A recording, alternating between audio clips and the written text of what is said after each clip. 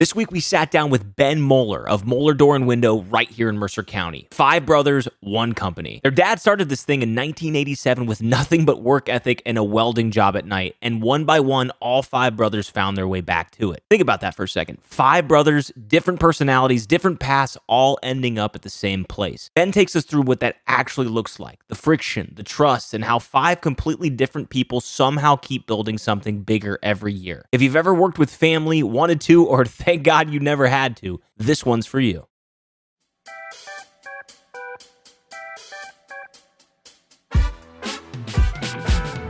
Hello and welcome to the Two Dads Podcast, episode number 58. To my left, Ben Moeller. To my other left, Slick Willie. Hey, I almost did it. Hey, you can have it. Hey, how are you, everybody?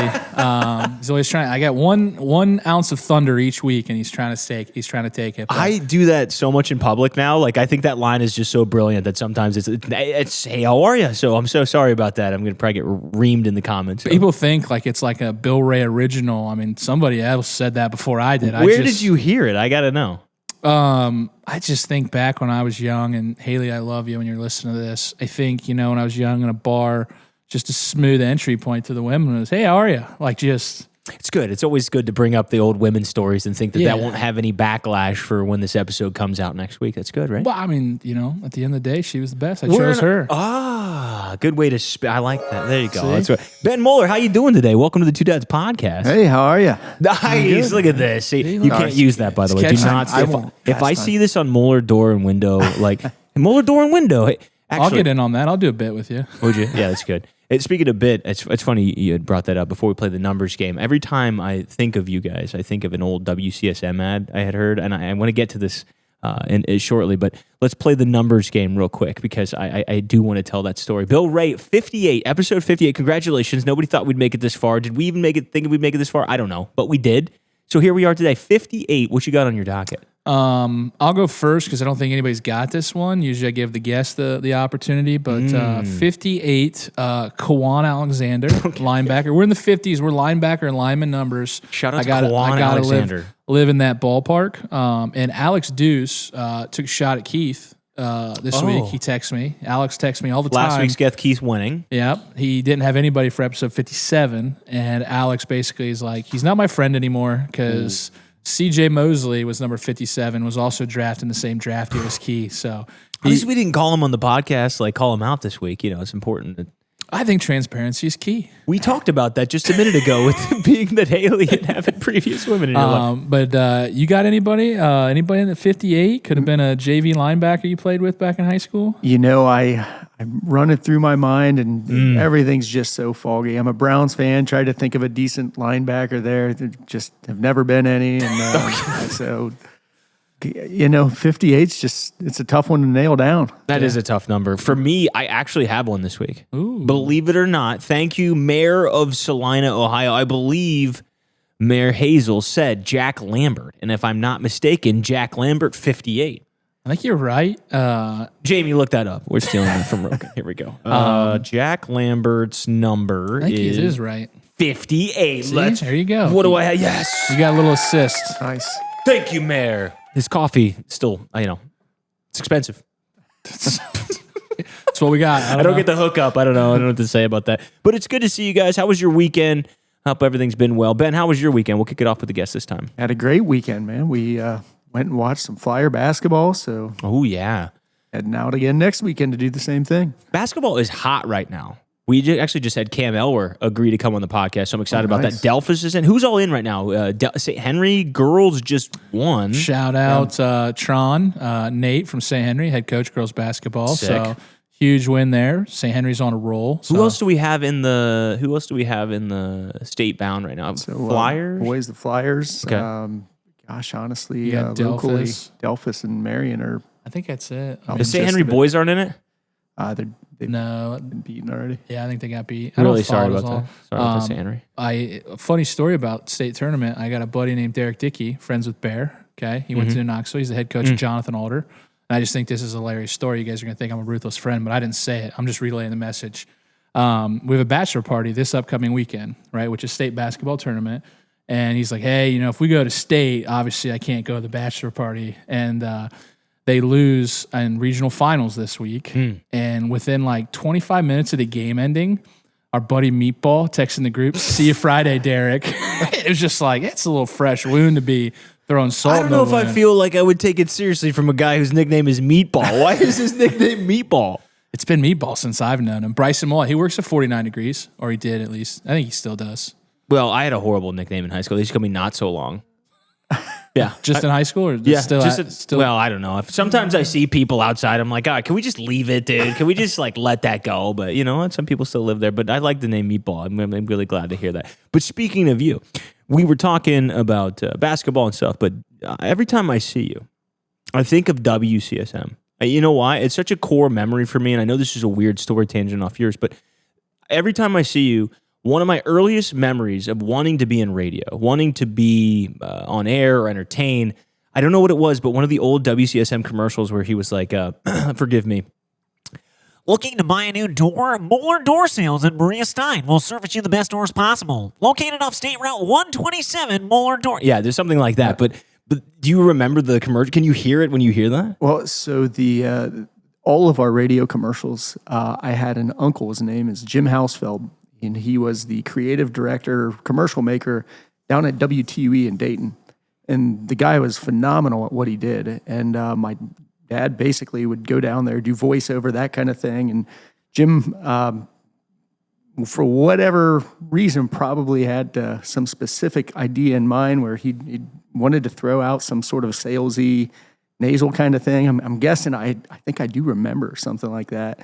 But all of our commercials came from him. We'd pay him in wings, and Dad would give him beer, and that was pretty much the gist of it. But yeah, strong marketing background there from. Yeah, I've seen your TikToks, buddy. I see you did a pretty good job over there carrying the torch. Yeah. You said you worked at WCSM too for a while, didn't you, Bill? Yeah, I worked there in high school. I was going to go to college for like telecommunications. I want to be a sports broadcaster until I found out what they got paid. And I was like, yeah, I'm probably pretty good dude, there. Shots fired. Well, no, it's just like the entry phase of things. Like it takes a long grind. Like, yeah, guys on ESPN and Fox get paid big bucks, right? But like just your mid-tier local area, like it's just not a lot of money into it. And if there is now, I'm glad everybody's getting paid. But it feels a little too close to home there, buddy. You feel I like backed it out a little bit. But yeah, I worked there for, I don't remember, a couple years, and I used to do like the Sunday NASCAR races. So like they trusted me enough to flip 2.5 switches every 47 laps and run a couple local commercials. And it was very easy to, cell phones weren't prominent. So it wasn't like you were doom scrolling on Instagram or something. So like the dudes like dozing off sometimes,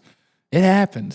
But they threatened me with dead air time. They're like, you cannot have dead air time. Like you need to be running commercials. So I remember those good old days. It was a good job though. You I liked fall it. asleep during any recordings you were doing? Well, so wait, there's more. Okay, I was being sarcastic. Go ahead. it's similar situation, Sunday shift. That. Oh, was you were working at WCSM as well. I was a high school student, and that was my weekend job. I feel like I'm with two cool guys. I've never got a chance to work there, so. And anyways, on a Saturday night, you do your thing with the guys or whatever, and we're out late. And this shift starts at 4 a.m., so it probably wasn't terribly long before that, just knocked out and then woke back up, said, man, I got to get to work. So you know what I'm going to do? I'm bringing an alarm clock and a pillow. And the way that the shift worked, you'd put in the show, it'd last a half hour, and then you didn't do anything for a half hour, and then you'd put in the next show, and maybe put a commercial in between. So if you set an alarm for like 26 minutes, you should be good to go, you know? So I think the first time it worked out fine. The second time, the alarm clock didn't go off or something like that. So it was dead air, and someone had called the station owner, and he came down, and there I was laying in his studio on the floor on a pillow with an alarm clock next to my head. And rather than kick me in the ribs, he just gently shook me and said, Ben, are you awake? And got up, started slamming buttons and gathered my bearings. And then we went on with the show. And they never fired me, oddly enough, because they couldn't find anyone else to do the job. It's always good to do. Yeah. Well, it's nice to know that you're polished coming into this podcast. A lot of experience. What I failed to tell people who are listening or watching on YouTube right now is he's been sleeping outside for 3 days. We let him know in advance, and then Yeah, you had a tent out there. There was a lot of so cooking oils and things like Chilly that. out. It's not so bad in the garage today. When Becca went and came, it was pretty It cold. was chilly. Shout out to Yeah. Haley for keeping the garage closed and the heat coming in here. Yeah, that's the worst. Sometimes Riker will get home and we're heating up the garage, and he'll open the garage, walk outside. I'm like, it's Tuesday, dude. You can't just be opening that. We need the garage to be relatively warm today. Yeah. Little space heater back there only does such a good job. Speaking of NASCAR, though, hey, I just noticed you put up a new flag. If you guys are watching on YouTube, like I just referenced, but you took the Denny Hamlin flag down at the time when he won the race this week. Coincidence, irony? Where are we at here? I don't know. We had agreement with Ryan from Midwest Pest, and we got the flags on order. And then if anybody's looking to sponsor a flag back there in our backdrop, we have room for 2 more. They're centered, but there is room on the left or right side there. What if we fill it with a Moeller door? What if we get a new door? All right, hear me out. Here we go. We're gonna pitch it. Do I have any? Let's see if I got any hot off the press. Let's see what this one is. This is pretty good. All right, hear me out. Okay. Moeller Door sponsors the Two Dads podcast by getting Bill, mostly Haley, a new door. Outside, full paint, whatever she wants. I don't know what Haley wants. Inside, one-time offer, Moeller Door on the inside. lifetime subscription. Mm-hmm. What do you think? Well, I got to run that by the others. But That means no. All right, that's fine. He's got 4 brothers. We'll get into that. There's a lot of decision makers in the family, but Well, if you get a 5-panel door, then we could give each brother 1 door, one Yeah. panel of the door, and we can put whatever they want on. promote your interest. Yeah. I like it. I'm just thoughts. Again, I'll run it by. He's not going to commit to anything here today, but we tried. But Maybe we can just wrap the existing doors yeah, panels. one of the things that I wanted to say though, it was a very special race for you for a particular reason. I think I'd like to give you the floor for that because you had texted me that day, and I thought that was a pretty cool. I saw your Facebook post, but maybe It was pretty unique. But yeah, the Denny flag's got to go. I sent him enough DMs saying, how much longer am I going to have to fly this flag before you respond to my Did you actually DMs? DM Denny? I'll send a video. I have probably like 30 just DMs. Every time we have knew something, you actually did. That's amazing. I just rip them off. Eventually, someone's going to say yes. So, so 16 years this past Sunday, which would have been the 15th of March, which also coincides with like the Go-to-Mellers and those guys with the car accident that happened a long time ago. So, JC Count and I always kind of shoot each other a message on the same day because it's the same anniversary of that unfortunate incident and then my dad passing 16 years ago. So, I texted Jack, my brother. We went out and golfing on Sunday in that windstorm, and we get done, and we just like to hang out that day. We try to keep it low key, don't do anything crazy. And I came back and I turned the race on. Big Denny Hamlin fan, and Denny's dad passed this winter at some point. I forget. And he was dying before the season last year. He was going to win the championship, and then on the last 2 laps, a wreck happened, and he didn't win the championship because of that. So. His dad never got to see him win a championship. Well, then Denny's first win post his dad passing was on the same anniversary when my dad passed, like the same day, right? So just thought, on that weird godly how things line up and you start to think of things in that light, right? Like nobody else cared about Denny winning on a random Sunday. Yeah. And I was just thinking, I'm like, wow, that's pretty weird that because he was super emotional. He had his girls and his son in the car and all that stuff, and they talked about his dad and stuff like that. So yeah, it was kind of emotional, kind of really cool too. That just I think about those things. But yeah, you'd say 16 years go by, and I looked at that, and it's almost been half my life, right? So passed when I was 18, I'm 34. So you get to that point where it's like he's now almost been gone longer than I had him, and that's kind of where like things kind of just seem weird. So, yeah, I mean, had a couple cool messages out there. A lot of people like that post. I don't get too sentimental with it on social media, but appreciate all the kind words and any of the love. And, I try to, whenever I see anybody in that same situation, I try to just give them a couple words of encouragement because it's kind of the random ones that mean more, like it would mean something from you or from my wife or from my family. But if it's someone completely random to take time out of their day to like, hey, I'm thinking about you, didn't know your dad or whatever the case may be. So, appreciate all those, and I give people the words of wisdom to go out there and say nice things to people at all times. And you never know who it'll touch in the right light, and you never know what's going on in people's personal lives. That's amazing. I mean, genuinely, we talk about it. We reference your dad passing in some episodes, and I'm sure people have picked that up. But I think it's cool. It's cool to get some depth. You know what I mean? I think it's even more cool that you're starting to pick up on some of the nuances. Do you feel, Ben, like do you start to notice these things when you get older, like just a little bit more sentiment like that? Yeah, absolutely. And as obviously once you get kids involved, it really kind of gets you. You can choke you up, Yeah. It's special. It's a special. And I, like I said, I appreciate you sharing it, man. I think it's good for people to hear because you never know when stuff like that happens. And especially you never know how to like handle stuff like that. But I think even in the moments after it, even 16 years, it can still strike you. And for me to hear how you reflect on it is even more important. It's almost like honoring, in a way, like you're sort of honoring the past by noticing some of the nuance in the future. And I think that's pretty cool. But I do want to get into March Madness. Such a terrible transition. My dad loved basketball. Yeah. How about Speaking that? of Bill's dad, there's no good way to transition into the March Madness bracket. But can I ask you, after sharing that very emotional story about their father passing and Jack's emotional response to Denny Hamlin, can you tell listeners what they can expect in the coming weeks about the March Madness bracket? We are here in March Madness. Can you tell them about the two dads? We're doing it again. We fixed some things. We are not going to have cheaters. We're going to give away some money. Bill's crossing his fingers. Can you tell him about the March Madness bracket that has opened this previous Tuesday? Yeah, last year was kind of our first. We were only in this for a month or two, so it was our first way to kind of get out there. Shout out to Zach Rosenbeck for winning. Yep, Zach won after we removed the cheaters. So initially he didn't, but he did win. So we opened it up. We just posted it. I just sent Mitch the link today, so he's going to put it on all socials. Feel free to join. We'll update each week. You'll get a little spotlight. Last year, I think we did like the top 5. We gave him a little shout out on the podcast. So use your name. Like, it's a lot easier if you put your name on there. You don't like when they put like Jack Me Hoff and... I'll say that, but like user 1279483, I'm just probably my dad. Like that's like the no-fill thing. It's probably my dad. Did you see what my name was? What was your name last year? This year. Wait till it fills up and see if you can figure out which one my name is. Let's keep that a secret. That's a good one. Don't tell me. No, it's pretty obvious. Is it? Yeah, you'll figure it out. Okay. But yeah, please join. Hop in there. We're going to be giving away prizes. Mitch and I still figuring out what we're going to do to donate that back. And winners will get the prizes. It'll be a cash prize. We'll give that out to you guys. Or maybe we'll just give you all the tchotchkes that we keep acquiring in the bar from local businesses. What's this death of the penny thing you want to talk about? I got show notes here. Yeah. We meet at... you got it all caps in here, and we got through everything we needed to talk about in the round table. We've welcomed Ben. It's good to see you again. Thank you for being here. What is this death of the penny? I want to hear this. You've all caps it and triple underlined it. What happened? What happened to you this weekend, buddy? Who put their hands on you? Did I get you beat somebody up? So it's not so much the inconvenience of the 2 cents. What did Abraham Lincoln do to you?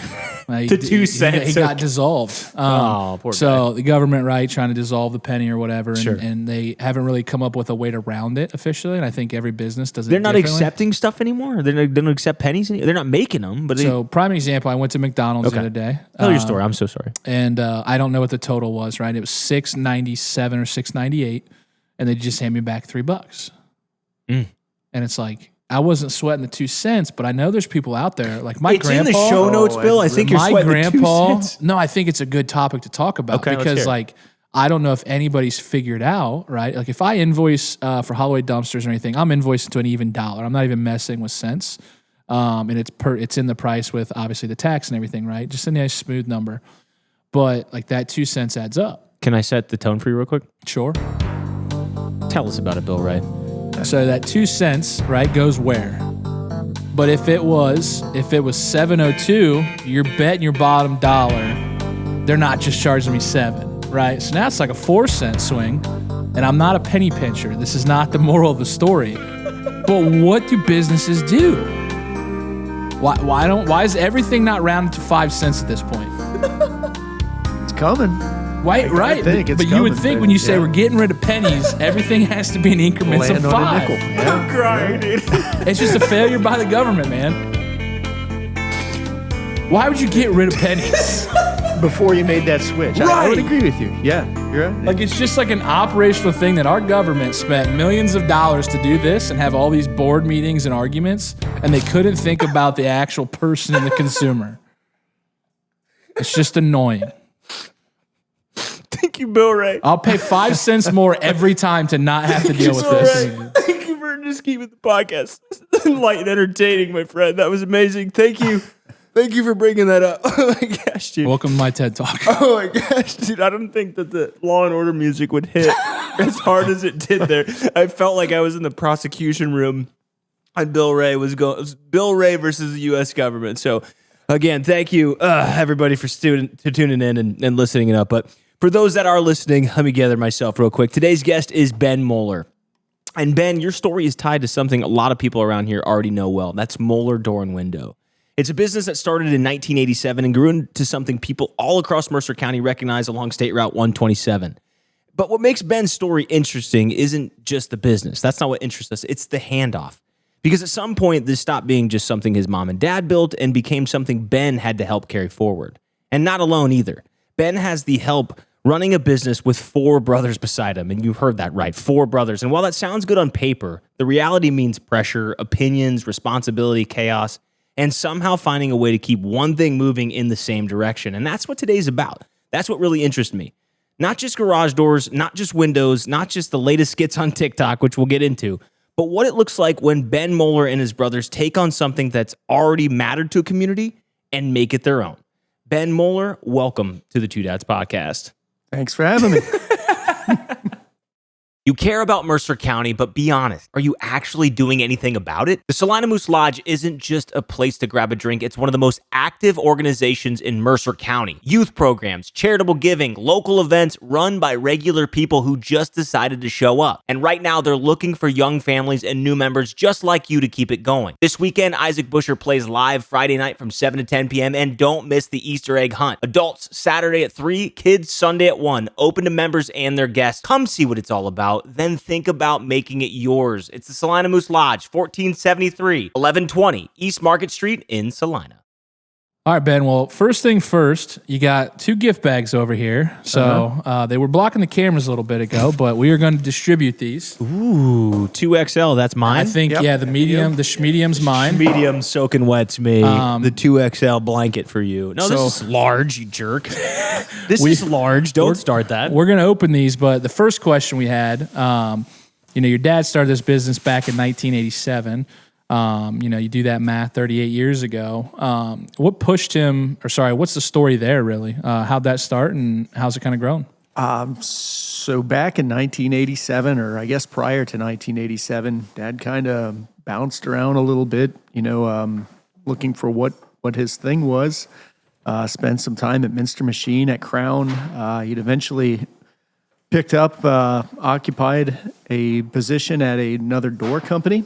Okay. He worked there for several years. They had a little bit of a rift with some insurance stuff, something like that. And then he went out on his own.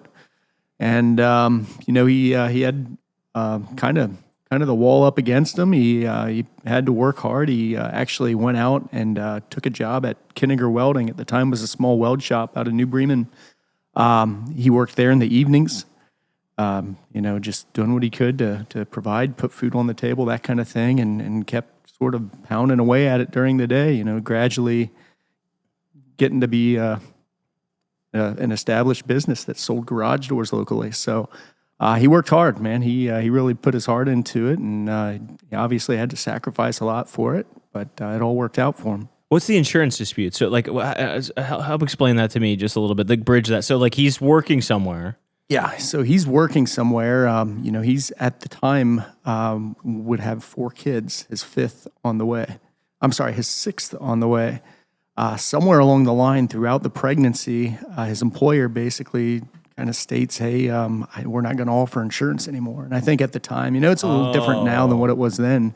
You're able to do that. And so he kind of probably went off the deep end. I gotta think. I don't know, but I was wondering if this is like a little undertone of Dad lost his Dad really went off the deep end. And he was kind of going crazy there. It pushed him to that. So yeah. So then he's welding, and then he's getting interested in garage doors. Or? Well, he was the company that he had worked for was a garage door company. So basically, he was well versed in that field. He was probably one of their more tenured employees, I got to think. So he knew a lot about the business aside of sales and how to run a business. So took what he knew and, I guess went at it and found a way to make it work. Did he find a pain point or something? Do you know how he landed on garage doors and window? He's welding. So go ahead. Yeah, when I think directly prior to taking that position, as a garage door installer, he was working at,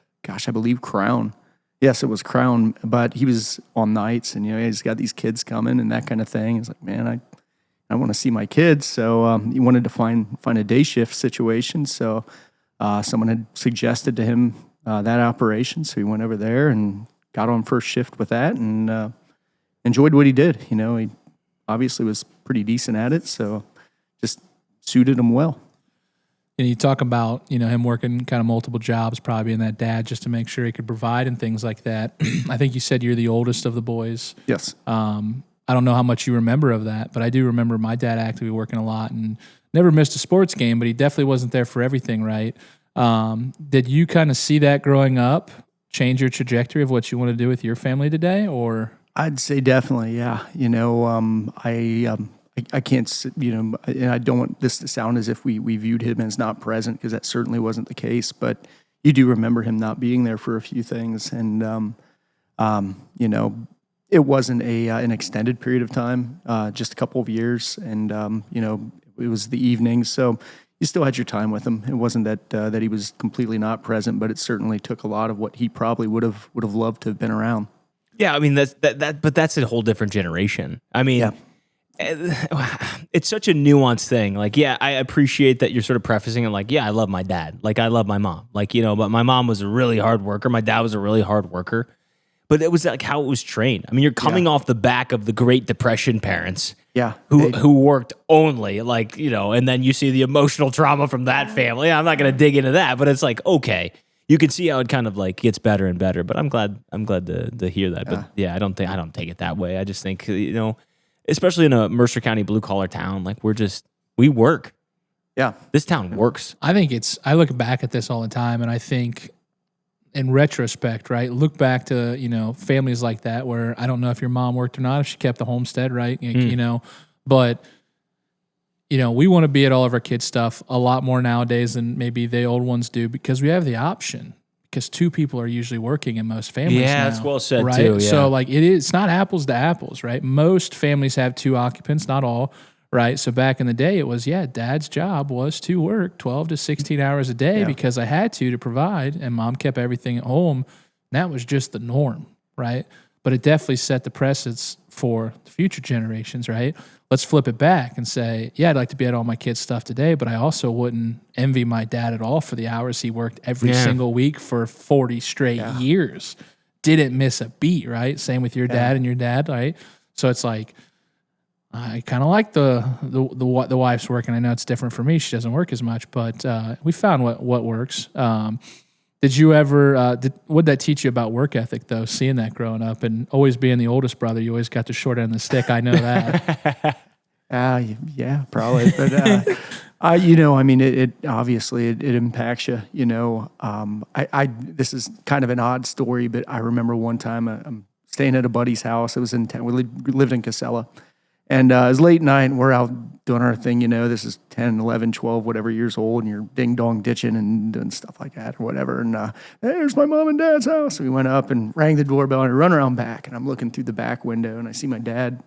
And, he obviously just probably got home, probably just got to sleep, and he gets lumbered downstairs, opens the door, looks around, and the guy just looked tired, like, oh, why would I do that? And this guy just works his ass off. He just got home from work. He's doing this for me, and I'm ringing the dang doorbell and running away. And what a core memory, though. I know. It hit me. It hit me just like the WCSM commercial with your Moeller door, which I'm dissatisfied. Amazing gifts, by the way. Yeah, I'm loving 100%. these gifts. These everything you've given us. He's given us a nice shirt. There's this amazing glass over here, nice hat. But I just learned today for the first time in my life, you're located in St. Henry, not Maria Stein. First thing I thought, too, when I saw the logo. It makes sense when you think about it. It makes complete sense, but I don't know why I've always claimed you as my own. I think...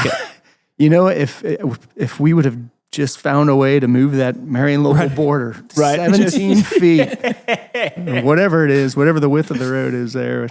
From Pay the all your center taxes over, to St. Henry. Gosh, we'll make some phone calls. We know the mayor. He's doing the podcast. Can you just reroute this? Yeah. Could you just help us out here? One of the questions I have, so you talked amazing about your dad being a hard worker and obviously setting the tone for Moeller Door Window.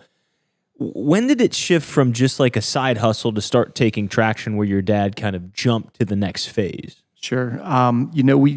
obviously operated, like I said, out of Casella, out of the old family home. The laundry room. Oh, it was in your house. At its onset, yes, it was Yeah. in the house, and then eventually, I think Dad's just got tired of. How do you sell baby doors out crying of in the a? background How do you and- do that? Like, I mean, there's no showroom and things like you have. Like, how did he sell a garage door with probably a 1-car garage with a single garage door? 1-car garage, and basically it was just going out with little garage door panels and encouraging people to, you got to try it. It's a good one. It wasn't really a showroom or anything, and Mom, with young kids at home, would answer the phone, Moeller Door, and there'd be a baby crying and a laundry machine running and whatever else. So, eventually thought, man, we got to do something. So he added a little 1-car garage onto the garage that doubled as a showroom and an office and everything. And then, it seemed like it was starting to take shape then. I think at that point he was able to give up the night job and it was pretty much fulfilling his days. It took a couple of months of that, and then he eventually hired his brother, Melvin. That was his first employee, and worked there for a couple of years. They worked hand in hand together. And then as time went on, eventually just saw the need for more space, the need to maybe try to display more. So bought a lot down the road where actually right now there's a little business by the name of a new car lot by the name of 83 Auto Sales. A good friend of ours, Steve Mitterman, is operating out of there. So if you need a car, give him a shot. He's shooting. And, What is this free brand deal stuff? We talk. sorry, I just like I'm just kidding. I need the last name one more time. Mitterman. Mitterman. I like Mitterman. that. Free ads. Go get your cars. Screw it. Steve Mitterman. Steve Mitterman. If you don't buy a Steve Mitterman car, then you have the worst car. Right. But so eventually we were down there, had our first shop there, operated out of there for years until we moved across the road to where we're at now. How old were you at the time? At the time, 93. Gosh, I'd have been 13 at the time.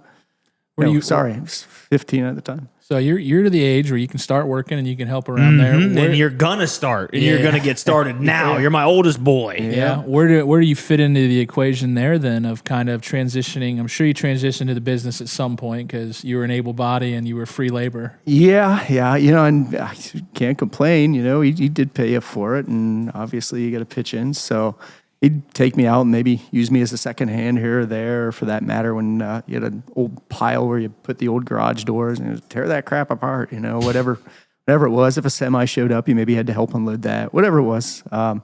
Didn't necessarily take a lot of full-time involvement until probably about 94, 95, something like that, going into my older high school years when I could drive. But yeah, threw in where we could throw in. Did you always want to do it? Like, I mean, when I was around bull semen, and for those that know, I was around bull semen a lot. A lot of bull semen all around me. Not as a job either. And my dad also worked at Coba.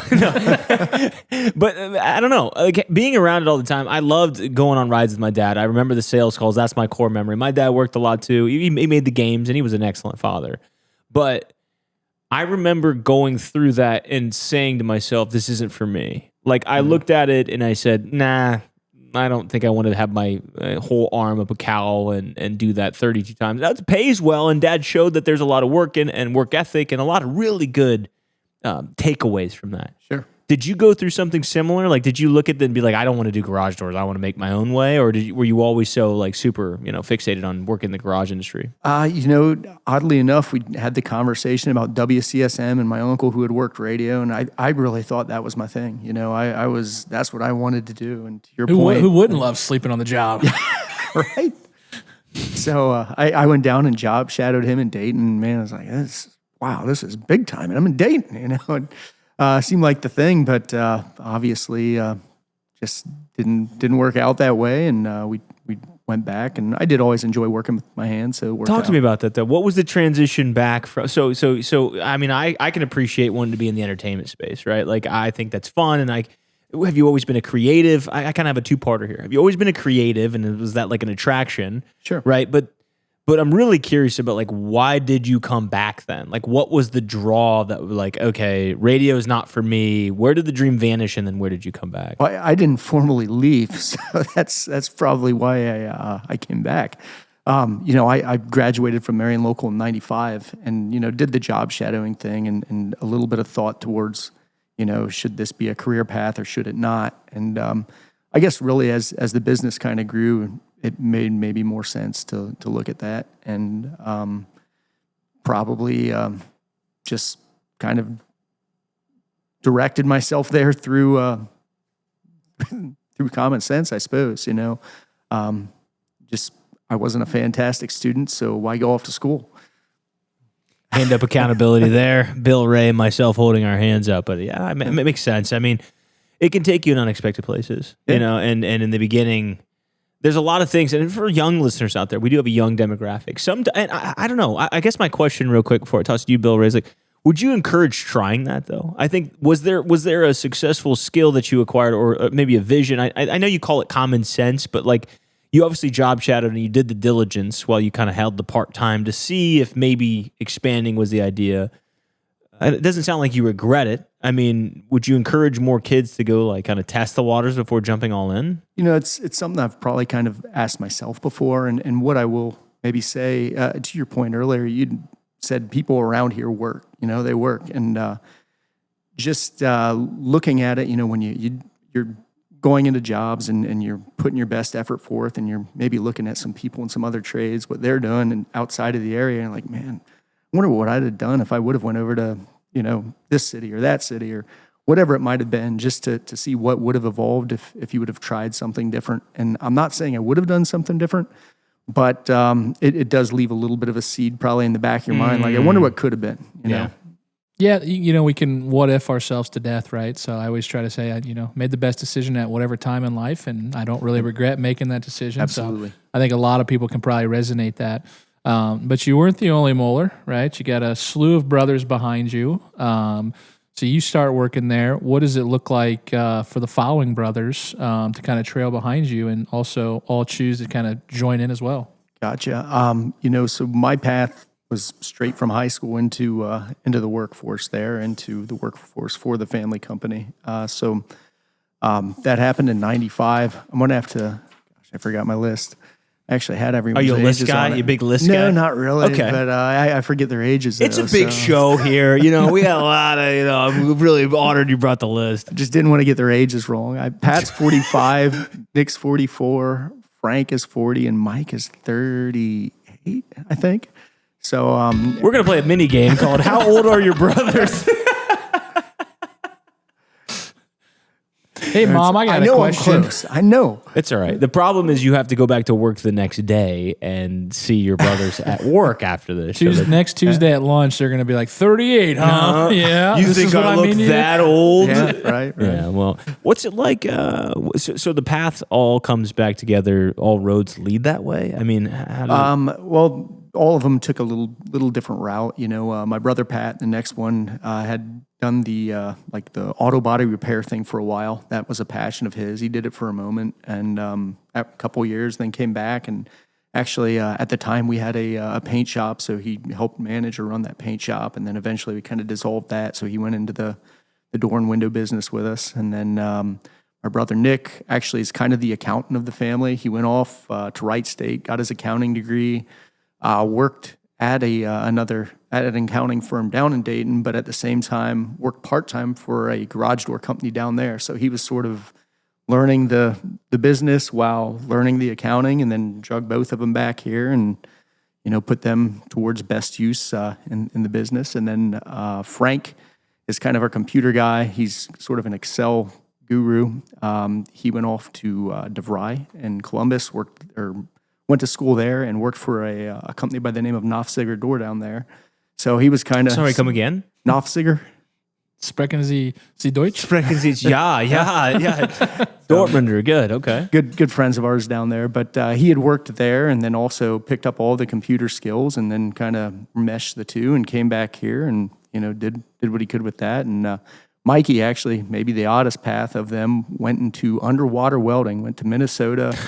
I went to school for that, worked down in Cincinnati on, barges and bridges and things like that underwater, and then eventually floated back up here, and now he's a very mechanical guy, does a lot of the, project managing and things like that. So, yeah, everyone kind of has a different direction. Bill, we have two guys working in our business, and it can be difficult at times. I'm not saying it's bad, but it's still like, it's its own challenge. What is it like working with 4 other people I don't want to say that like someone's entitled to the next business, but you're all the sons of the guy that started it, right? So like everybody sort of has that, I don't know, I want to say primitive, like I'm the heir to the throne, right? Like, or next up. I mean, what is that like working with 4 other opinions? You're just one, I don't want to say small company, but you're a small business, small medium business, but 70 employees, but like you have 4 different people alongside your vision of your father's thing. Is that ever tough? I mean, has he ever run into like, well, now I'm back, so I want to be able to, I want to have a say in this. It's Dad's business, you know? Yeah. I mean, I can't say it was necessarily tough early like that. Obviously, Dad still owned the business, and everyone kind of was, in a sense, getting groomed. And I don't know it was intentionally, but sort of getting groomed. You were groomed, though. You were the one that was being groomed, though. I wouldn't say that. You know, I was. Will anyone give me a standard? Will anyone, if I had all 4 or 5 brothers here, would you guys say, well, I was being groomed, or would you guys start slapping each other and stuff? Yeah, I don't think anyone was. I don't even know Dad really. You know, just because of how he had started it, Sure. he considered it a situation where someone had to be groomed for. It's like, well, here you go. You know, that was that. That was just kind of I'm ready to retire. Take this over. Here you go. Run with it. And, you know, everyone had good depth in it at that point. So it wasn't that it was a shit show getting into it or anything, but that was it, you know? Have you guys, you know, I was like this one, right, where I work, there's 2 owners and me, right? So usually when the 2 owners don't see eye to eye, it's, all right, Bill, what do you think? And then, you know, I got to side with one of them. You're like a mediator. Arbiter. And I usually just go with what I think is right, regardless of who it is, right? So Brandon, Justin, if you guys are listening, I don't pick favorites. But being 5 brothers on the other stance, right? I don't know if it's just you 5 that have an interest in decisions. Is it kind of trust your people in their areas, or is it like a group collective? Because I could see where, like, let's talk, I think you said Frank was either the computer or the welder, right? Whoever, which one of those are, is more savvy in that. So they should kind of just get the nod sometimes, some would think, right? Yeah. But also it's not that easy because there's financial implications to everything. Right. So is it kind of just, I've been in war room meetings, right? Is it just a war room meeting and we hash it out and it's majority vote, or is it pretty simple for the most times to kind of get on the same page? You know, at the end of the day, if it came down to it, being that we do have an odd number, it is able to be majority vote should that occur. But, you know, I think when we do get in those situations, you bring your ideas and you bring your best sales tactics, I guess, and you maybe try to sell it. Like, all right, I think this is where we need to go with this. And there definitely are different opinions with it. You know, on everyone's, I guess, best day, you might get your way, you might not. But at the end of it, we all got to realize or remember that we're all kind of in this for the same thing. Each of us wants to see this thing flourish to become something that is maybe more of a benefit to our kids at the end of it. So he's not doing this just to get one over on me. You know, he's doing this because he feels that this is what's best for the business. I got to remember that.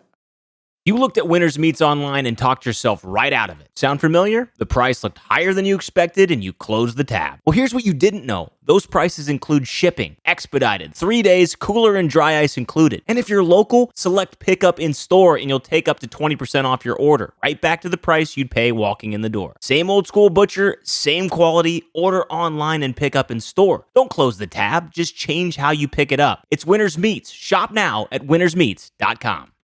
I would feel more comfortable personally if I really felt strongly. Okay, let's just say you have this idea and I have this idea. Well, it's kind of like the old Napoleonic Wars. Everybody had God on their side. No, God's helping, they're telling me to do this. No, God's, well, what happens when they both clash, right? Like now there's this indecisiveness, right? I say the same thing because I kind of simplify it to you.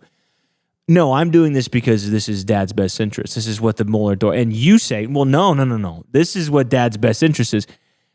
Do you feel a little bit more comfortable? I guess I don't want to say you guys fight. That's not what I'm implying. But like, are you more comfortable than in a professional setting where I don't know Bill and Bill has a completely separate family coming in and be like, no, dude, you need to like, does the dynamic change a little bit? Like, come on, give me a little something here. You know, I think we've probably outgrown like fighting. You know, sure. We don't need the HR to get involved. Probably to my recollection, the worst one I think that we'd ever gotten into, that I had ever gotten into, it's what drives all families apart. Door configurator software. That's what everyone just, that families everywhere are broken apart by door configurator software.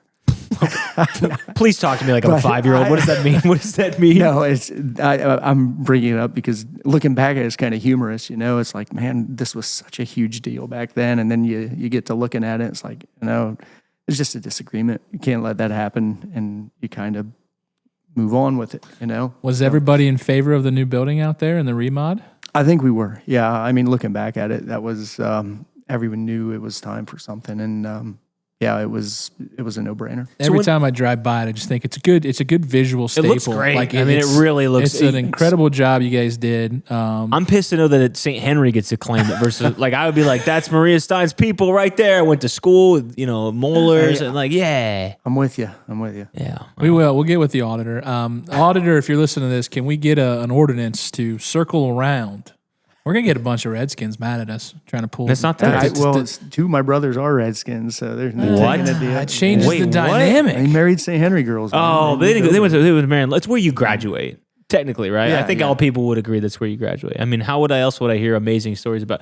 Which one of the brothers locked the dog in the fridge back in the day? Oh, that was Frank. Frank, yeah. Poor dog. Poor dog. Yeah, we're not going to get into that. We don't need PETA after us. But So it wasn't a hot dog. Yeah, well, somebody locked the dog in the fridge and didn't realize it's a vacuum thing. So anyway, that's the type of stories you get at Marie Stein Marion. Local shout out to our company right here, Moeller Door and Window. But I do want to know, like, okay, when the puck stops though, and you get to indecisiveness or you get to a point, like you still have to have some like org chart. You have to have an hierarchy. Like how does it break down? Are there truly 5 owners or is it one decision maker, but we're all 5 owners? Like what's that look like? And I've never, and by the way, for people listening at home, I love Moeller Door and Window. I've grown up with your family members and graduated from the same school. I never knew how much was under one roof. No pun intended, but like this is Like the SKU mix?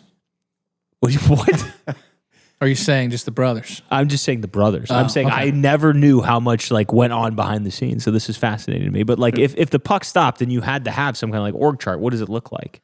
Well, so I'm kind of the window guy. I do a lot of in-home stuff. If there's something that I feel, all right, this company we need to really do this to make this window side flourish. They're going to listen to me or they're going to not listen to me. Typically, they're probably going to listen to me because I'm kind of the most versed on that. My brother Pat is more kind of the commercial side of things. Like the aluminum garage door or aluminum windows, aluminum garage doors, heavy steel stuff, things like that. A lot of bid projects, same situation. If he feels something is going to benefit, in that particular realm, he'll bring it up, and more often than not, we're probably gonna run with it. If he's that passionate about it. Nick is the numbers guy, so he works with some sales and that kind of thing as well. But he's probably the one that's going to say we can or we cannot afford this. And Frank is the computer guy, so he's probably the guy that's going to say, well, for this to work, if you want people to be able to quote this to the public, or if you want new salespeople to be able to hop on this and bid these projects, we got to find a way to simplify it so people can do it. So he's the guy that kind of puts that together. So he tells us maybe if it's a good idea or a bad idea or impossible for us to do on our own. And Mike is more the mechanical side of it, probably more, do we have the manpower to do this? Don't we have the manpower to do this? Is it safe? Is it a good idea? Things like that. It's fascinating how much they work like a well-oiled machine. Like you guys are all cogs in a machine. I picture this chaos of like, maybe my own psyche, maybe being like, hey, here's what I would do if I had 5 Mitches. But in the same, okay, Bill, I don't need to. All right, okay. The one thing, quick, I think it's great. You guys come from the same family, the same genes, right? And you all end up in little different, like brackets lanes of the business, right? Like you would think everybody was kind of programmed to be mechanical savvy, like you're one, or more financial savvy. It's cool how, and maybe it's genetics are weird, man. They are, and brotherly love is weird. Like I don't want to be just like you, Ben. I want to be my own person. But I have questions for Ben right now. If that's okay with you, you want to play a quick mini game? Yeah, let's do it. Let's break it up real quick before we go to the back half of this one. This one's called, You Want Me to Fix Your Window Right Now? Okay, so break it up right now. Ben, I assume people have asked to fix your windows at the worst possible time. I'm sure that's happened a time or two. So we're going to test that. I'm going to ask you a series of situations to see how far you're willing to go for good customer service at Moeller Door and Window. Okay, different scenarios, different opinions. You have to pick your move. No explaining. I'm just going to give you a scenario, okay? And then I'm going to give you two options. One is probably helping this person. The other one might be a little bit of deflection, but with some finesse to it, okay? I want only Ben's opinions here, but we're going to go with the windows. Are you ready? Let's do it. Okay, here we go. Ben. Said that so formally. Ben, you're on a first date, and she says to you, hey, can you look at my windows real quick? Do you fix it and immediately realize this date now has expectations, or do you pretend you don't know anything about windows and start asking her questions about windows?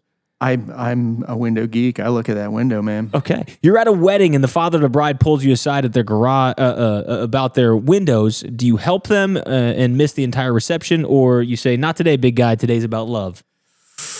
Oh, boy. Yeah, probably. Just knowing how angry my wife would get would probably deflect. Okay, Yes. you're going to say, not today, big guy. Not today, big guy. You're at a funeral, and someone whispers, Ben, hey, when you're done here, can we talk about my windows?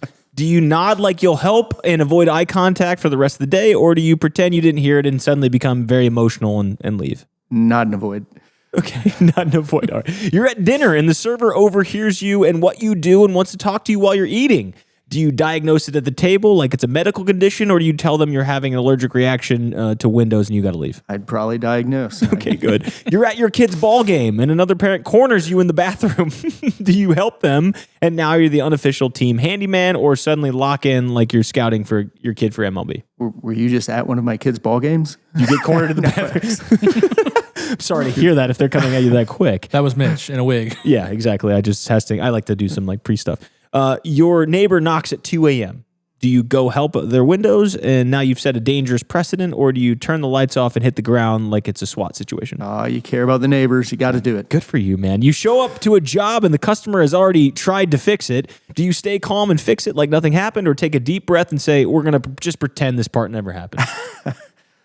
Probably take the deep breath and fix it. Your own garage door breaks. Do you fix it immediately because you have no choice, or do you ignore it for 6 months like every other homeowner? I wouldn't even know it was broken. A random guy at the bar finds out you mess with windows and wants to talk window designs. Do you chat with him and now you're 3 beers deep drawing diagrams, or do you tell him to call the office Monday and then you give him a fake number? Again, were you at the bar with me the other night? Your brother says, don't worry, I already fixed it. Do you trust him, accept that whatever happens next, or do you check it immediately because you know your brothers?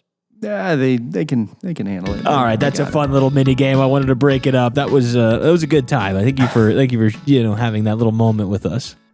It was fun. Mitch gets really creative when those come out. Thanks, so. Bill Ray. You're so sweet. I know he sits there So at night good and to he's me. just like, what's a great question I can ask Except this last guy. week when I screwed the meat up on the Family Feud game. Remember that? That's true. Yeah. Stupid. Yeah, sometimes AI helps in that one. I didn't check my work and I got blown apart for that. So it was great. But what do we talked about how beautiful the building is right there on 127 in St. Henry. But what do people think Moeller Door and Window is, and what don't they maybe see behind the scenes of what it actually is? If there is any one thing that I guess, I'm probably getting away from the actual question, is what they think Moeller Door and Window is. More or less just a place that provides very expensive products, I think is what people that's fair. Yeah, perceive it as. I like this. Be honest, man, because this is a great way to dispel, different. I'm sure people do. Like, talk about your stereotypes. So they think it's an expensive place, but what is it really? Viewing the building or whatever, it's just what we hear, and they in some cases will not, make the visit, take the opportunity to price it out, whatever it may be. It's just viewed or perceived as being expensive. Do you think you made too intimidating of a building then after the fact? Like, I mean, I know you guys all had like the family and the brothers, and you all came together and said, yeah, we probably need to go from this to that. But it was a discussion, yeah.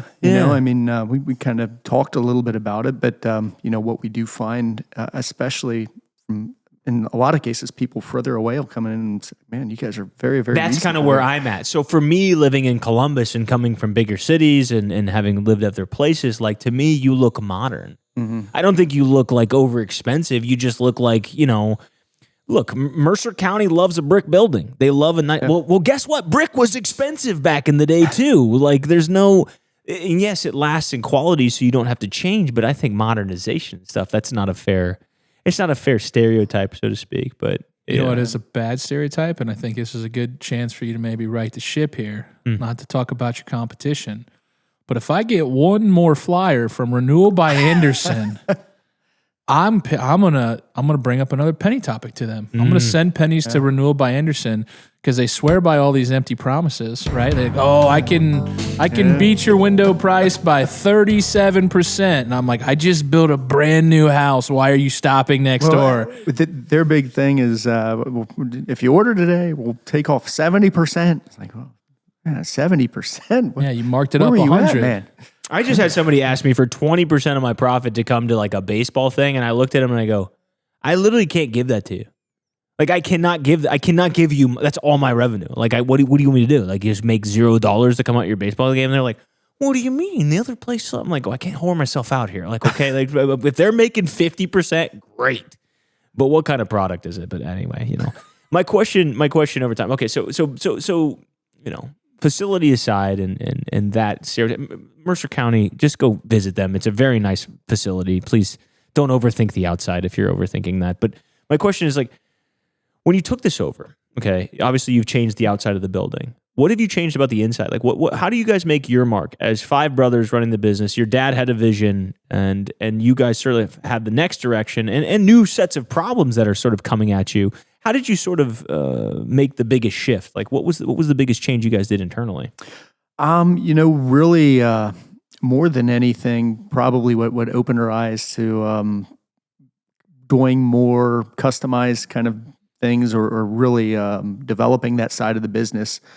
We were selling entrance door products or entrance doors to people, and we were purchasing them, pre-made from another vendor. They'd come to us, and it seemed like just about every time, it's like, oh, man, it's damaged. Oh, man, it's this or that. There was always something wrong. And then they sent a letter eventually and said, hey, we're going to start using this instead of that.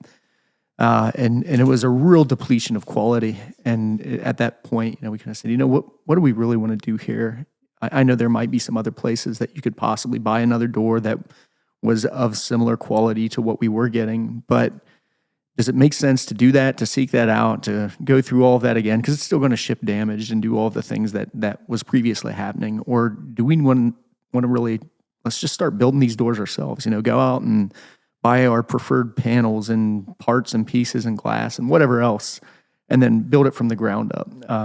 Get it colored the way that they need it to be colored, and make it maintenance free if that's what they're after. Or do whatever we have to do with it. And that's what I guess really started, really getting into customizing the things that we do the way that we do. We work with not only entrance doors, but with windows. We go in-home, look at what you have there, and same situation, color it the way that you need. We retrim typically on the inside, so everything is very custom to what is currently in your home, to either fit it or to change the concept to what you're kind of looking for. Garage doors are, pretty simple, but same situation. We go out, we look at it, we sort of measure and make it fit the way that it should fit, and customize it the way that it needs to be customized if you have anything unique going on there. And we've really, like on the commercial end, kind of made our mark, I think, kind of going in and sort of remodeling these little storefronts. In some cases, they don't necessarily want to bring in a lot of overhead architects and things like that. So we go in, all right, if we blow this whole thing out, let's do something really cool here. Let's put a garage door here. Let's do this. Let's do that. And really make it a, sort of a facelift that becomes the face of their company. And it's worked very well for us, That's a long adaptation between just like a basic garage, like your dad in the one car, to now 4 or 5 offerings. That's pretty cool. I would say it shows kind of the growth of what you guys do. I'm sure there were some operational nightmares there. There might have been 1 or 2. That growth into new space is never easy. And that kind of leads me to the next question.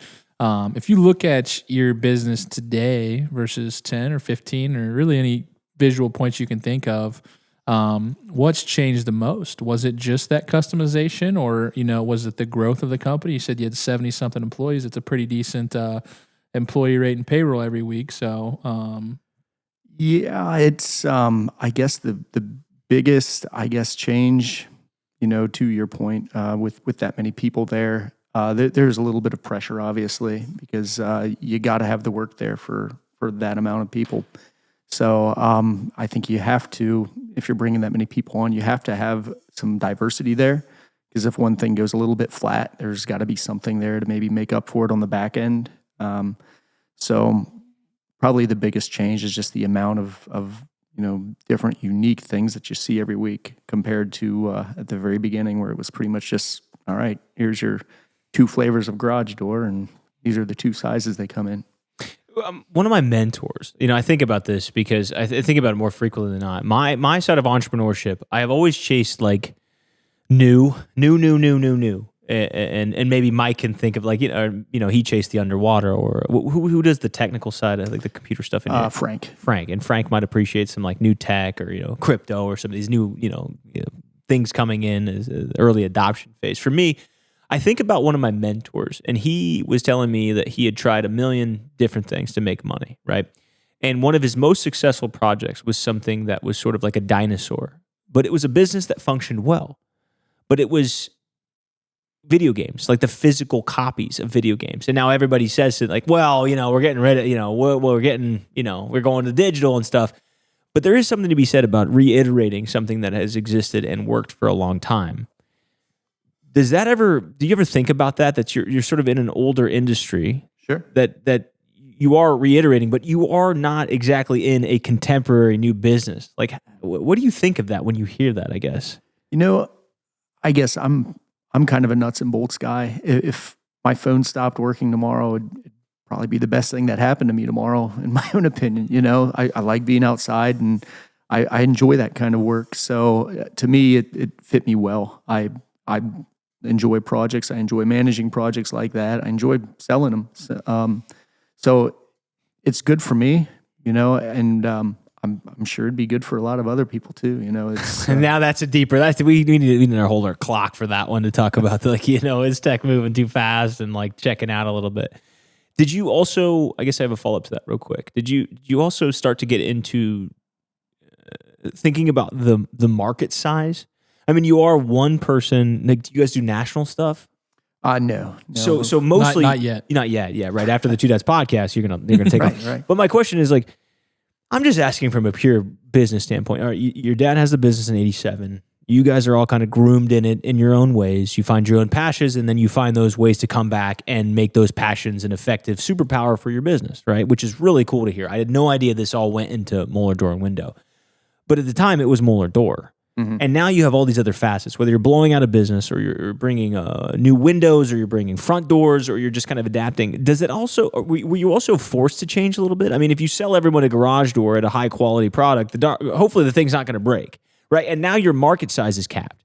So then you need to have additional offerings for those people who have already enjoyed your service. Does that come into play a little bit? Yeah, I mean, sure. And I guess the way that you got to look at it, every house has one garage door. So we probably a little bit, maybe intentionally or not, looked at it as, man, you can get one opportunity, through each home, or maybe there's no upsell. Doors, like, what's the upsell? Yeah, that's all there is to it. Now you start looking at the other stuff that are located on the same home, all of the windows, all of the side doors and front doors and patio doors and whatever. It's like, man, if you could bundle all this together, you could really have something. So, from the side of the custom aspect of things, have you seen that side grow a lot? Because I see a lot of these new built homes, and I got a neighbor down the road that got a garage door. I don't know if that was you guys or not when you pulled down here, but really cool and unique garage doors. And I got a pretty bougie wife, so luckily that the garage door was up before we did this. Otherwise, I probably would have had a pretty bougie garage door. We'd be sponsoring Moeller Door and Window. I'd be paying that one off still. Do you see that that's kind of an untapped market as things are becoming more personalized with homes? I was used to a lot of cookie cutter homes, right? Just the same garage door that you see on my house. But do you see that as kind of like an upside in the market? Oh, definitely. Yeah. And really it's everywhere, with your point, the computer with AI and that kind of thing, someone can snap a picture of their phone, throw it in there, and it's going to tell them, what looks nice, or show them what looks nice. And that's essentially all you have to do for a female. After that, they're running after it. You've thrown away a broken tool, be honest. But Mitch, it didn't feel worth the hassle, except it was still under warranty and you didn't even know it. That drives the guys at Leyfeld's absolutely crazy because they are the only authorized warranty service center within 50 miles for top tool brands like Milwaukee and DeWalt. Right there in Coldwater, Ohio, no shipping, no runaround. They service what they sell. So next time, do us both a favor, bring it in. It's Leyfeld Industrial and Welding Supply in Coldwater, Ohio. Do you get a lot of that? Like, I'm fascinated by the cultural side of that because I do believe that society is a pendulum. Okay, individuality was really important, and then you sort of get to like what you said, Bill, community, cookie cutter homes. But we are seeing with younger generations, just the data alone. I mean, even look at the way like Epic Games in Fortnite, like the way Riker even spoke to me before we get in this podcast. He's not talking about the game itself. He's talking about how he makes his individuality inside this game through what they call skins or weapon skins or custom helmets and all these little individual things that they'll sell you so that Riker stays immersed. I wouldn't say that society, and specifically in homes, would be immune to this. You might just be really early to custom, but are you seeing that trend really start to go back that people, look, I don't want people mad at me. But like 10, 15 years ago, I've been to weddings around here. It's the same streamers. It's the same lights. It's the damn same DJ. It's the same chicken. It's the same mashed potatoes. And people were just chicken, though. But people were good with that. And that's cool because at the end of the day, it was about the marriage. It was about the process. It was about this is, like you said, there's things that the old guard did and the new guard, great. But I think we really are approaching a culture now where custom is starting to be very popular. Are you seeing that in terms of like the inquiries? I think you said yes a little bit, but Yeah, definitely. I mean, we try to keep a really strong historical sort of background or record when we get done with projects, for similar homes or properties. Someone says, man, I've thought about doing this, but I don't know if that type of concept would fit this home. I'm like, well, let me show you, and people want to change it up. It gets old looking at the same thing every day. You definitely do want to try to make your mark, and it's your home. You got to look at it. You got to live there. You got to do everything there. Why not make it your own? it's not keeping up with the Joneses anymore to be similar. It's like making your own Joneses. I know that's a weird quote, but I hope that lands for people as you understand what I'm saying. Put it on a t-shirt. I am the Joneses. Now, one of the things I did have as a result of that, because I get really hyper fixated to that. I mean, you guys know me listening back at home, but one of the things I've seen you do too in adaptation of this customization, not just in product, is that you've leaned really hard into social media. And now Morgan Rose, good friend of the brand, good friend of the stream, everybody, big fan. I've chatted with her, and she's working really hard for you guys to help you differentiate that personality, not just for Renewal by Anderson or anything like that in the similar industry, but to diversify between businesses, to showcase your business. Did you ever expect that you'd be doing like TikTok dances right now to sell Moeller Door and Window at all? Or no, if I ever danced previous, it was by accident only. Honestly, there was no reason, and it was a little rough at first. It's a little rough now. Yeah, tell me about. I don't want to move too fast. What was it really like? I mean, someone comes to you and says, "Ben, you need to dance." Because young kids and 25 to 35-year-old people buying homes are watching this Instagram reels, and they're watching Facebook and YouTube shorts and stuff. What goes through your head? It's you just, regardless of what goes through your head, I think you got to tell yourself, man, there's a bigger picture here. You know, this is meant to bring this brand to a bunch of people that probably did not know it existed or wouldn't stop to look at our page or our marketing otherwise. So embarrassing or not, it's for the better good. So you better do it. What do your kids think the first time they saw you out there on the TikTok They got a dances? kick out of it, actually. They said some of the kids said something to them at school, and so they're on board. Nothing too embarrassing yet. I'm sure we'll keep our shirts on, and For now. won't let it get too out of hand or anything. We'll see where culture goes. You never know. I mean, there might be a trend where Morgan's like, "Hey, you got to take your shirt off. So we're going to body paint it." Please, no. What do you think now, though? I mean, genuinely, like in the beginning, it is fun. We love to, I think it's just, as people, society, and businesses, it really is about that embarrassment. Like, really what you're saying is I'm embarrassed and I don't want to play ball because it's embarrassing, and maybe my friends my age care. Maybe someone's going to say something at church or whatever. But like at the end of the day, attention marketing is sort of where it's heading. What do you think now, though? Now that you've seen the fruits of your labor, I'm very proud of you for going in with no hesitation. I'm very proud that you're jumping in and trying it, and you didn't just try it. You didn't just try it for a week and say like, it didn't work. See, told you. You tried it for several months, and now you are seeing growth and you're seeing opportunity. And maybe has anyone come in and said, "Hey, I saw you guys online. I want to get how do you feel now that you've kind of separated yourself?" Because I think this is important for other businesses to hear. Sure. We I think have always had an eye on we've always viewed humor as a good approach, and I remember even before Morgan was there, we joked when we were doing some marketing for something or another, said, people like stupid. And it's true, just stupid ideas are funny. Hi, welcome to Two Dads. This is people just like things that they think about afterwards, and it makes them chuckle. God, that's so dumb. That's what people remember. So, the dances and that kind of thing, they're maybe a little different. It's not the goofy humor or anything like that. But I don't know, people. I think we take ourselves so seriously. They like to see stuff like that. Bill, what did they say when we said we're starting a podcast? Do you remember that? Because I still do. I talked to Haley about this individual the other day because he got brought up. But what are you going to talk about? Chicken sandwiches? How are you going to talk about that every week? It's just like, don't care. I'm going to talk about whatever. It doesn't matter. I'm going to talk about what I want to talk about, and that's all that matters. It doesn't matter. That's the beauty. So one of the things, and I can get on this too long, and we won't. This will be a separate podcast, but it's not about marketing anymore. The looking to buy a new door, Moeller Door Sales in St. Henry is whatever that is. But it's not that anymore. We've done that too much. We have done that way too much, and you start to follow culture. So I just hope there's a business here that's someone that's running a business that if they were on the fence about doing social media, look at Ben and go look at Moeller Door. It's not about being perfect at social media. It's not about being this marketing guru like you're tricking people. I think people are genuinely awake now. We've been marketed to so much. They've got us so many times where you said, oh my gosh, I hate this. This ads. They've been putting more and more and more and more and more ads. I remember watching football games back in the day. It was 10 minutes. Now it's 20 minutes of football ads. Now it's this. Now it's this. Now it's 40 minutes. Now it's an ad in the middle of your Hulu.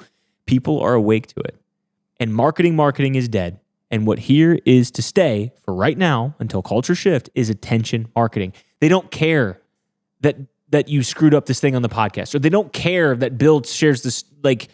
It's not about being perfect. It's just about being present. It's about attention. It's just about being out there. Because at the end of the day, if I'm looking to do something, which is spend my money, I need to trust that I can spend my money with you. There's a lot of really scammy things. There's Temu and all Shein and even Facebook Marketplace can get sketch. And there's just too many ways to spend money that people are now less receptive to marketing.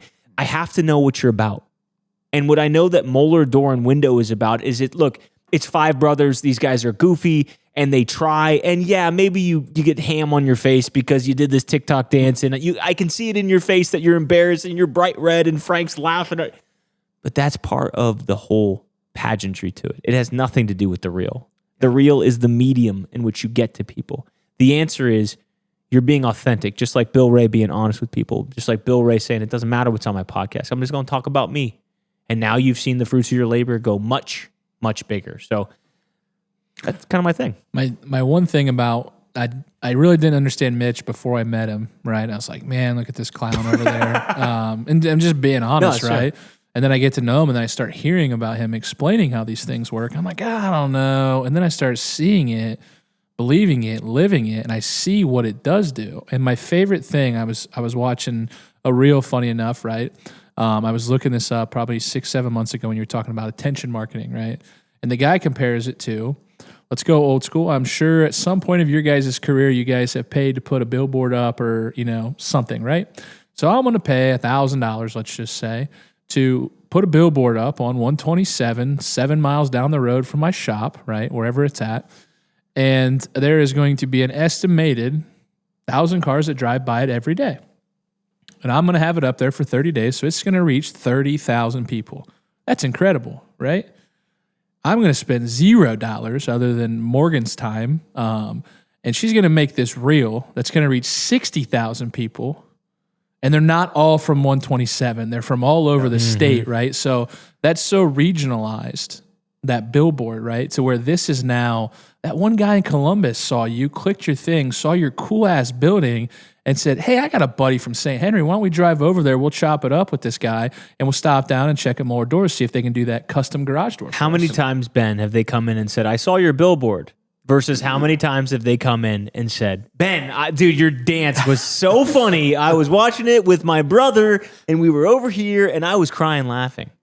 Yeah, no, I'm well put. Honestly, that's as well as you can say it, truthfully, because we've done, a lot of the other stuff, and very much so, the interaction of just seeing people dancing or whatever, it does it. I don't know why.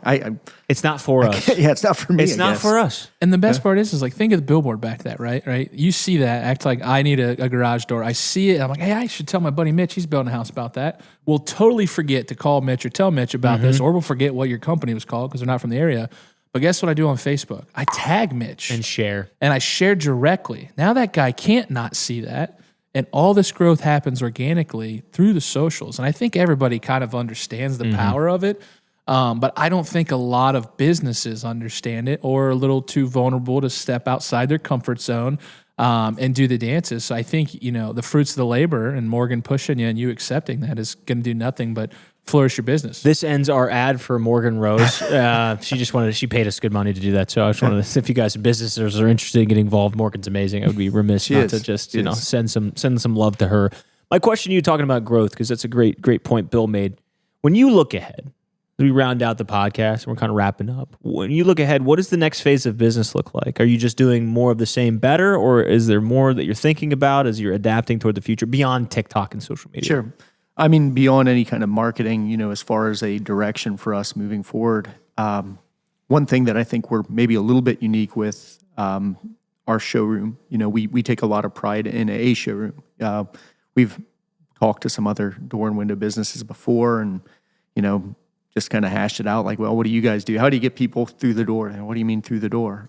Well, like to your showroom or to your business. We don't have a business. We just send people on the road. They go door to door and, like, oh, really? Jeez, how do you sell it? And we come to find that that's kind of what makes us unique. So it's like, if we could take this and maybe centralize it somewhere close, but a little further away to try to hit another circle of population that, is still attainable, reachable, but bigger. It might be a way to make this thing a little more. So that's where I foresee it going. I think we'll eventually do that. We'll ask your brothers. We'll see. Yeah, we'll see what they if it's say. a common decision. Yeah. How old is Frank again? Frank is 40. 40. 1, 2, 4, 30, 40. So we talk about Mitch and the Bull Seaman Empire and That's things right. like that, and how he failed. Huge. He failed to meet the standard, and then his dad cut him. And my uncle and my grandpa. Yeah, they cut him out. He didn't choose not to. He actually got cut. I'm not even in the will anymore. I'm not sure how many kids you have, and I'm sure that your brothers have different levels of kids. What does the future look like for your family and the kids, or at least what you hope for in the future? Sure. Obviously, we'll see where that goes. Kind of a unique sort of, I'm not saying it's a challenge, but a unique number out of all of the kids. Each one of us has 4 kids, aside of Mike, who has 5. There are very few boys in that mix. I have 4 girls. My brother Frank has 3 girls. Pat has 3 girls. Nick has 3 girls. Wow. So Moeller door, window, and curtains. Here it comes. And blankets and soft things. Mikey has 3 boys now. His wife just had another little boy a couple weeks ago. So he's balancing things out a little bit. But we'll see. I can't say anyone's near age enough to necessarily say that this is what they want to do. And I think all of us are in the same boat, and that we would not want to force our kids into something like that. Wherever it goes, it goes. The hopes would be maybe that it does wind up with family, or at least with some third generation family involvement. But that's up to. It reminds me of your dad. I'm sure he said the same thing. My boys are going to go be their boys, and I'm sure he didn't overpressure you to do it. He even allowed you to go explore WCSM. He allowed. But he didn't allow it. But in a way, you had his blessing, and that's important. Hey, go check out underwater welding. Hey, go check out this. Go check out this. Go check out this. But at the end of the day, that lack of pressure led you guys to want to come back and really built. And I have a feeling that something like that will happen, whether it's a boy or, these girls are wild cards, man. Especially these Maria Stein, Marion local non-St. Henry girls. They're tough. So if not, Riker's 8. Yeah. He could always marry into the family. yeah, 2 dads, Moeller Door and Window. We could figure it out. My last question for you before we wrap it up real quick is, when you step back and you look at it, though, not the perspectives of your children, not the perspectives of your brothers, it's a special place to be in this moment. It's you and 4 of your other brothers healthy. You guys are working together, unique.